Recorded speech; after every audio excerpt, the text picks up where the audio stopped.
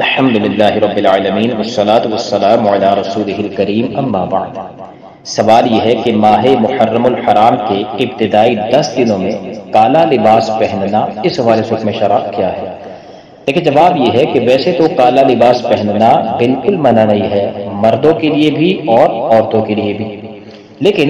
مسئلہ یہ ہے کہ چونکہ آپ نے ماہ محرم الحرام کے ابتدائی 10 دنوں کے حوالے سے پوچھا ہے کہ ان دنوں میں کالا لباس پہننا کیسا ہے، تو دیکھیں حدیث پاک جس کا مفہوم یہ ہے، نبی کریم علیہ الصلوۃ والسلام نے ارشاد فرمایا جو شخص جس قوم سے مشابہت اختیار کرے گا وہ انہی میں سے ہے۔ علماء یہ ارشاد فرماتے ہیں کہ کسی قوم کی ایسی علامت اپنا لینا کہ جس کو دیکھ کر جو ان کا خاص مذہبی شعار ہو تو اس کو دیکھ کر جو ہے وہ ایک دم ذہن بندے کا بن جائے کہ شاید یہ بھی اسی کافر قوم سے ہے یا اسی بد عقیدہ قوم سے اس کا بھی تعلق ہے، لہذا ایسا مذہبی شعار اپنانے سے منع کر دیا کہ شریعت مطہرہ نے۔ لہذا اب وہ جواب یہ ہوگا کہ چونکہ ہم جانتے ہیں کہ ماہ محرم الحرام کے ابتدائی 10 دنوں میں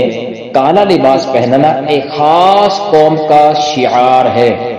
جو بھی ان 10 دنوں میں کالا لباس پہنتا ہے تو دیکھنے والا یہ سمجھ جاتا ہے کہ یہ فلاں قوم سے ہی تعلق رکھتا ہے، اور ہماری شریعت نے ایسا شعار اپنانے سے منع کیا ہے کہ جس کی وجہ سے بد عقیدہ یا کفار کی طرف دوسرے دیکھنے والے کا ذہن چلا جائے کہ شاید یہ کفار میں سے ہے یا شاید بد عقیدہ لوگوں میں سے ہے۔ تو اس لیے ان 10 دنوں میں